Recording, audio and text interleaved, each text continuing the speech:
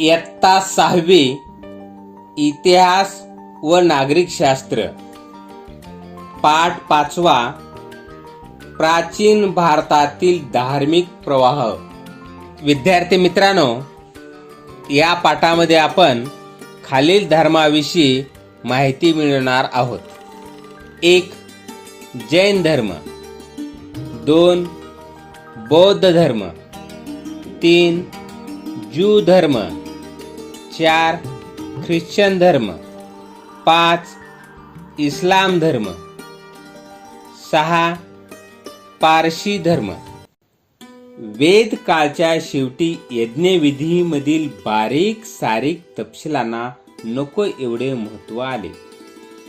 त्या तपशिलांचे ज्ञान फक्त पुरोहित वर्गालाच होते. इतरांना ते मिळवण्याची मोकळीक राहिली नाही.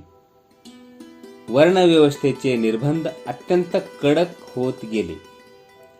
माणसाच्या कर्तृत्वापेक्षा त्याचा जन्म कोणत्या वर्णात झाला यावर त्याचे समाजातील स्थान ठरू लागले. त्यामुळेच उपनिषदांच्या काळापासून धर्माचा विचार यज्ञविधीपुरताच मर्यादित न ठेवता तो अत्यंत व्यापक करण्याचा प्रयत्न सुरू झाल्याचे दिसते. परंतु उपनिषदामधील विचार आत्म्याचे अस्तित्व, आत्म्याचे स्वरूप यावर भर देणारा होता. सर्वसामान्यांना समजायला अवघड होता. त्यामुळे विशिष्ट देवतांच्या उपासनेवर भर देणारे भक्तिपंथ निर्माण झाले. जसे शिवभक्तांना शैवपंथ आणि विष्णू भक्तांचा वैष्णवपंथ या देवतांच्या संदर्भात वेगवेगळी पुराणे लिहिली गेली. इसवी सन पूर्व 6व्या शतकात सर्वसाधारण मनुष्याला सहज कळेल असा धर्माचा विचार मांडण्याचा प्रयत्न करणारे विचार प्रवाह निर्माण झाले. प्रत्येक व्यक्तीला स्वतःच्या उन्नतीचा मार्ग शोधण्याचे स्वातंत्र्य आहे याची जाणीव अनेकांना झाली. त्यामुळे पुढे नवीन धर्म प्रस्थापित झाले. व्यक्तीच्या उन्नतीसाठी जातीपाती भेदभाव महत्वाचा नसतो हे या धर्माने ठळकपणे मांडले. त्यांनी शुद्ध आचरणाचे महत्त्व लोकांच्या मनावर ठसवले. नवीन विचाराच्या प्रवर्तकामध्ये वर्धमान महावीर आणि गौतम बुद्ध यांचे कार्य विशेष महत्त्वाचे आहे. जैन धर्म. जैन धर्म हा भारतातील प्राचीन धर्मापैकी एक धर्म आहे. या धर्मात अहिंसा या तत्वाला महत्त्व दिलेले आहे. धर्मज्ञान प्रकट करणाऱ्यास जैन धर्मात तीर्थकर म्हणतात. जैन परंपरेत सांगितल्याप्रमाणे एकूण 24 तीर्थकर होऊन गेले. वर्धमान महावीर जैन धर्माच्या परंपरेतील 24वे तीर्थकर होत. वर्धमान महावीर इसवी सन पूर्व 599 ते इसवी सन पूर्व 527. आज ज्या राज्याला आपण बिहार या नावाने ओळखतो त्या राज्यामध्ये प्राचीन काळी वृज्जी नावाचे एक महाजन पद होते. त्यांची राजधानी होती वैशाली. वैशाली नगराचा एक भाग असलेल्या कुंडग्राम येथे वर्धमान महावीरांचा जन्म झाला. त्यांच्या पित्याचे नाव सिद्धार्थ आणि आईचे नाव त्रिशला होते. वर्धमान महावीरांनी ज्ञानप्राप्तीसाठी घरादाराचा त्याग केला. 12.5 वर्षे तपश्चर्या केल्यानंतर त्यांना ज्ञान प्राप्ती झाली. हे ज्ञान केवळ म्हणजे विशुद्ध स्वरूपाचे होते, म्हणून त्यांना केवली असे म्हटले जाते. शरीराला सुखकारक वाटणाऱ्या गोष्टींनी होणारा आनंद आणि त्रासदायक गोष्टींनी होणारी पीडा यांचा स्वतःवर काहीही परिणाम होऊ न देणे म्हणजे विकारावर विजय मिळवणे असा विजय त्यांनी मिळवला. म्हणून त्यांना जिन म्हणजेच जिंकणारा असे म्हटले जाऊ लागले. जिन या शब्दापासून जैन हा शब्द तयार होतो. विकारावर विजय मिळवणारे महान वीर म्हणून वर्धमान यांना महावीर म्हटले जाते. ज्ञान प्राप्तीनंतर लोकांना धर्म समजावून सांगण्यासाठी त्यांनी सुमारे 30 वर्षे उपदेश केला. लोकांना धर्म सहजपणे कळावा म्हणून वर्धमान महावीर अर्धमागधी या लोकभाषेतून लोकांशी संवाद साधत. त्यांनी सांगितलेला धर्म हा शुद्ध आचरणावर भर देणारा होता. शुद्ध आचरणासाठी त्यांनी सांगितलेल्या मार्गाचे सार पंचमहाव्रते आणि त्रिरत्ने यामध्ये सामावलेले आहे. लोकांना उपदेश करण्यासाठी तीर्थकरांच्या ज्या सभा होत त्यांना समवसरण असे अर्धमागधी भाषेत म्हणत असत. हे समवसरण समतेवर आधारलेले असे. या समवसरणामध्ये सर्व वर्णातील लोकांना प्रवेश असे. पंचमहाव्रते. पंचमहाव्रते म्हणजे अत्यंत काटेकोरपणे पाळण्याचे 5 नियम. त्यामधील पहिला नियम अहिंसा. कोणत्याही जीवाला दुखापत होईल किंवा त्याची हिंसा होईल असे वागू नये. 2. सत्य. प्रत्येक वचन आणि कृती खरेपणाची असावी. 3. अस्तेय. स्तेय म्हणजे चोरी. दुसऱ्याच्या मालकीची किंवा हक्काची गोष्ट मालकाच्या संमतीशिवाय घेणे म्हणजे चोरी. चोरी न करणे म्हणजे अस्तेय. 4. अपरिग्रह. मनात हाव बाळगून मालमत्तेचा साठा करण्यासाठी माणसाचा कल असतो. असा साठा न करणे म्हणजे अपरिग्रह. 5. ब्रह्मचर्य. शरीराला सुखकारक वाटणाऱ्या गोष्टींचा त्याग करून व्रताचे पालन करणे म्हणजे ब्रह्मचर्य. त्रिरत्ने. त्रिरत्ने म्हणजे 1. सम्यक दर्शन, 2.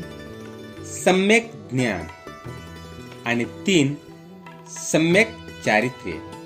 ही 3 तत्वे सम्यक याचा अर्थ संतुलित असा आहे. 1. सम्यक दर्शन.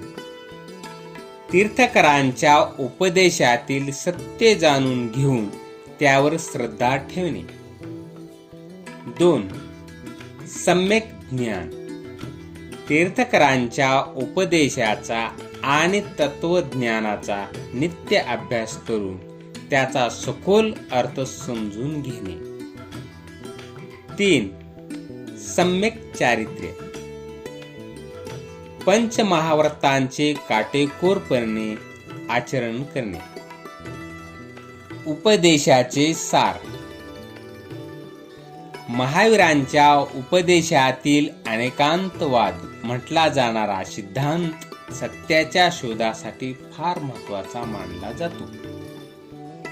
अनेकांत या शब्दातील अंत या शब्दाचा पैलू असा अर्थ आहे. सत्याचा शोध घेताना विषयाच्या केवळ एखादा दुसऱ्या पैलूवर लक्ष देऊन निष्कर्ष काढल्यास सत्याचे पूर्ण ज्ञान होऊ शकत नाही. म्हणून त्या विषयाचे अनेक पैलूकडे लक्ष देणे आवश्यक असते असे या सिद्धांतात मांडण्यात आले आहे. या सिद्धांतामुळे समाजामध्ये स्वतःच्या मताविषयी दुराग्रह धरण्याची वृत्ती राहत नाही. इतरांच्या मताविषयी सहिष्णुता निर्माण होते मनुष्याचा मोठेपणा त्याच्या वर्णावर अवलंबून नसून त्याच्या उत्तम चारित्र्यावर अवलंबून असतो, अशी वर्धमान महावीरांची शिकवण होती.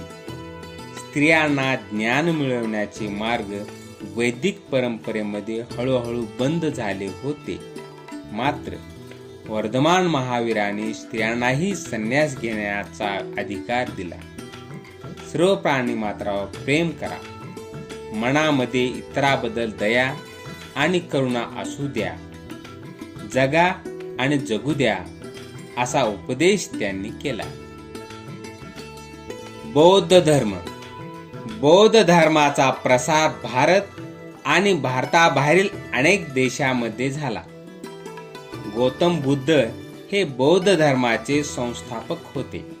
गौतम बुद्ध इसवी पूर्व 563 ते इसवी पूर्व 483. गौतम बुद्धांचा जन्म नेपाळमधील लुंबिनी वनात झाला. त्यांच्या पित्याचे नाव होते शुद्धोधन आणि आईचे नाव होते मायादेवी. गौतम बुद्धाचे मूळ नाव होते सिद्धार्थ. त्यांना मानवी जीवनाचे संपूर्ण ज्ञान प्राप्त झाले होते, म्हणून त्यांना बुद्ध असे म्हटले गेले. मानवी जीवनात दुःख का आहे, हा प्रश्न त्यांना पडला. त्याचे उत्तर शोधण्यासाठी त्यांनी घरादाराचा त्याग केला. एका वैशाख पौर्णिमेला बिहारमधील गया शहरापासून जवळच असलेल्या उरुवेला या ठिकाणी एका पिंपळाच्या झाडाखाली ते ध्यानस्थ बसले होते. त्यावेळी त्यांना बोधी प्राप्त झाली. बोधी म्हणजे सर्वोच्च ज्ञान. त्या पिंपळाच्या वृक्षाला आता बोधी वृक्ष असे म्हणतात. तसेच उरुवेला या स्थानाला बोधगया असे म्हणतात. त्यांनी त्यांचे पहिले प्रवचन वाराणसी जवळ सारनाथ येथे दिले. या प्रवचनात त्यांनी जो उपदेश केला त्यास धम्म असे म्हटले जाते. या प्रवचनाद्वारे त्यांनी धम्माच्या चक्राला गती दिली, म्हणून या घटनेला धम्मचक्कपवतन असे पाली भाषेत म्हटले जाते. संस्कृतमध्ये त्याला धर्मचक्र प्रवर्तन असे म्हटले जाते. नंतरच्या काळात त्यांनी धम्माचा उपदेश करण्यासाठी सुमारे 45 वर्षे चारिका केली. चारिका म्हणजे पायी फिरणे. त्याने आपला उपदेश पाली या लोकभाषेत केला. बौद्ध धम्मामध्ये बुद्ध, धम्म आणि संघ यांना शरण जाण्याची संकल्पना महत्वाची आहे. या संकल्पनेला त्रिशरण असे म्हणतात. त्यांनी सांगितलेल्या धम्माचे सार पुढील प्रमाणे आहे. आर्य सत्य. मानवी जीवनातील सर्व व्यवहारांच्या मुळाशी 4 सत्य आहेत. त्यांना आर्य सत्य म्हटलेले आहे. 1. दुःख. मानवी जीवनात दुःख असते. 2. दुःखाचे कारण. दुःखाला कारण असते. 3. दुःख निवारण. दुःख दूर करता येते. 4. प्रतिपद. प्रतिपद म्हणजे मार्ग. हा दुःखाचा अंत करण्याचा मार्ग आहे. हा मार्ग शुद्ध आचरणाचा आहे. या मार्गाला अष्टांगिक मार्ग असे म्हटले आहे. पंचशील. गौतम बुद्धांनी 5 नियमाचे पालन करण्यास सांगितले. त्या नियमांनाच पंचशील असे म्हणतात. 1. प्राण्यांची हत्या करण्यापासून दूर राहणे. 2. चोरी करण्यापासून दूर राहणे. 3. अनैतिक आचरणापासून दूर राहणे. 4. असत्य बोलण्यापासून दूर राहणे. 5. मादक पदार्थाच्या सेवनापासून दूर राहणे. बौद्ध संघ. आपल्या धम्माचा उपदेश करण्यासाठी त्यांनी भिक्खूंचा संघ निर्माण केला. गृहस्थ जीवनाचा त्याग करून संघात प्रवेश करणाऱ्या त्यांच्या अनुयायांना भिक्खू असे म्हटले जाते. बुद्धाप्रमाणे भिक्खूही चारिका करून लोकांना धम्माचा उपदेश करत असत. स्त्रियांचा स्वतंत्र संघ होता. त्यांना भिक्खुनी असे म्हणतात. बौद्ध धर्मात सर्व वर्णातील व जातीमधील लोकांना प्रवेश होता. अष्टांगिक मार्ग. 1. सम्यक दृष्टी. 4 आर्य सत्यांचे ज्ञान होय. 2. सम्यक संकल्प. हिंसा वगैरे तत्वांचा त्याग होय. 3. सम्यक वाचा. असत्य, चहाडी, कठोरता आणि निरर्थक बडबड न करणे. 4. सम्यक कर्मांत. प्राण्यांची हत्या, चोरी आणि स्वराचार यापासून दूर राहणे. 5. सम्यक आजीव. उपजीविका गैरमार्गाने न करता योग्य मार्गाने करणे. 6. सम्यक व्यायाम. व्यायाम म्हणजे प्रयत्न करणे होय. वाईट कर्मे उत्पन्न होऊ नयेत. उत्पन्न झाली असल्यास त्यांचा त्याग करावा. चांगली कर्मे उत्पन्न व्हावीत. तसेच उत्पन्न झाली असल्यास ती नष्ट होऊ नयेत यासाठी प्रयत्न करणे. 7. सम्यक स्मृती. मन एकाग्र करून लोभ वगैरे विकारांना दूर करणे आणि आपले चित्त वगैरेंना योग्य रीतीने समजून घेणे. 8. सम्यक समाधी. चित्त एकाग्र करून ध्यानाचा अनुभव घेणे. उपदेशाचे सार. गौतम बुद्धांनी मानवी बुद्धीच्या स्वातंत्र्याची घोषणा केली. वर्ण वगैरेच्या आधारे मानली जाणारी विषमता नाकारली. जन्माने कोणी श्रेष्ठ वा कनिष्ठ ठरत नाही, तर आचरणावरूनच श्रेष्ठ कनिष्ठता ठरते. छोटीशी चिमणी देखील आपल्या घरट्यात स्वच्छंदपणे चिवचिवते हे त्यांचे वचन विख्यात आहे. ते स्वातंत्र्य आणि समता या मूल्याविषयीचे त्यांचे चिंतन दर्शविते. त्यांनी पुरुषाप्रमाणे स्त्रियांनाही स्वतःची उन्नती करण्याचा अधिकार आहे असा उपदेश केला. यज्ञासारख्या कर्मकांडाला विरोध केला. त्यांनी उपदेशलेली प्रज्ञा, शील इत्यादी मूल्ये मानवाचे कल्याण साधणारे आहेत. सर्व प्राणी मात्राविषयीची करुणा हे त्यांच्या व्यक्तिमत्वाचे असाधारण वैशिष्ट्य होते. लोकायत किंवा चार्वाक या नावाने ओळखला जाणारा प्राचीन काळातील विचारप्रवाहही महत्वाचा आहे. त्याचा भर स्वतंत्र विचारावर होता. त्याने वेदाचे प्रामाण्य नाकारले. प्राचीन काळात भारतीय भूमीत नवनवीन धार्मिक विचारांचे स्रोत निर्माण होत राहिले. कालांतराने ज्यू, ख्रिश्चन, इस्लाम आणि पारशी हे धर्म भारतीय समाजात रुजले. ज्यू धर्माचे लोक साधारणपणे इसवी सनाच्या 1ल्या ते 3ऱ्या शतकात केरळमधील कोचीन येथे आले असावेत. ज्यू धर्माला यहुदी धर्म असेही म्हटले जाते. देव एकच आहे असे ज्यू धर्म मानतात. ज्यू धर्माच्या शिकवणीत न्याय, सत्य, शांती, प्रेम, करुणा, विनम्रता, दान करणे, चांगले बोलणे आणि स्वाभिमान या गुणावर भर दिलेला आहे. त्यांच्या प्रार्थनास्थळांना सिनॅगॉग असे म्हणतात. ख्रिश्चन धर्म. ख्रिश्चन धर्माची स्थापना येशू ख्रिस्ताने केली. तो जगभर पसरला आहे.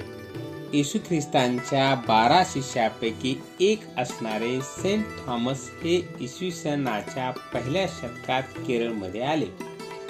त्यांनी त्रिचूर जिल्ह्यातील पलूर येथे इसवी सन 52 मध्ये चर्चची स्थापना केली. ख्रिश्चन धर्माच्या शिकवणीनुसार देव एकच आहे. तो सर्वांचा प्रेमळ पिता आहे आणि सर्वशक्तिमान आहे. येशू ख्रिस्त हे देवाचे पुत्र असून मानवजातीच्या उद्धारासाठी पृथ्वीवर आलेले होते असे मानले जाते. आपण सारे एकमेकांचे बंधू भगिनी आहोत. आपण सर्वांवर प्रेम केले पाहिजे. अगदी शत्रूवर देखील चुकलेल्यांना क्षमा केली पाहिजे असे ख्रिश्चन धर्मामध्ये सांगितले आहे. बायबल हा ख्रिश्चन धर्माचा पवित्र धर्मग्रंथ आहे. ख्रिश्चन लोकांच्या प्रार्थनास्थळांना चर्च असे म्हणतात. इस्लाम धर्म. इस्लाम हा एकेश्वरवाद मानणारा धर्म आहे.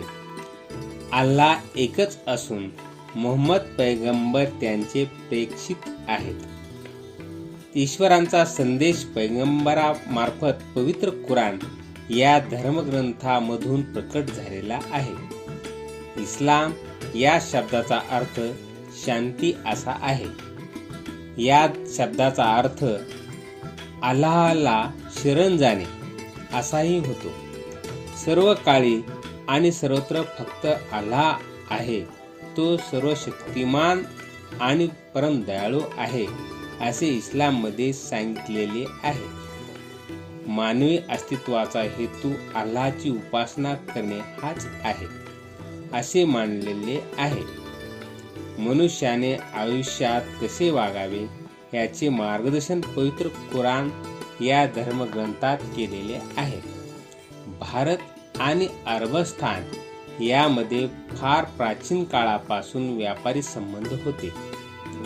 अरबस्थानातील व्यापारी केरळच्या किनाऱ्यावरील बंदरांना भेट देत असत. इसवी सनाच्या 7व्या शतकात अरबस्थानात इस्लामचा प्रसार झाला. त्याच शतकात अरबी व्यापारामार्फत भारतामध्ये इस्लामाचे आगमन झाले. इस्लाम धर्माच्या प्रार्थनास्थळांना मस्जिद असे म्हणतात. पारशी धर्म. पारशी लोक आणि वैदिक संस्कृतीचे लोक यांच्यामध्ये प्राचीन काळापासून संबंध होते. पारशी धर्माच्या पवित्र ग्रंथाचे नाव अवेस्ता असे आहे. ऋग्वेद आणि अवेस्ता यांच्यातील भाषेमध्ये साम्य आहे. पारशी लोक इराणच्या पार्स किंवा फार्स नावाच्या प्रांतातून भारतात आले म्हणून त्यांना पारशी या नावाने ओळखले जाते. ते प्रथम गुजरातमध्ये आले. ते इसवी सनाच्या 8व्या शतकात आले असावेत असे काहींचे मत आहे. झरथुष्ट्र हे पारशी धर्माचे संस्थापक होते. अहुरमजद या नावाने त्यांच्या देवाचा उल्लेख केला जातो. पारशी धर्मामध्ये अग्नी आणि पाणी या 2 तत्वांचा अत्यंत महत्त्व आहे. त्यांच्या देवळामध्ये पवित्र अग्नी प्रज्वलित केलेला असतो. त्या देवळांना आग्यारी असे म्हणतात. उत्तम विचार, उत्तम वाणी आणि उत्तम कृती ही 3 प्रमुख आचरण तत्वे हा पारशी विचारसरणीचा गाभा आहे.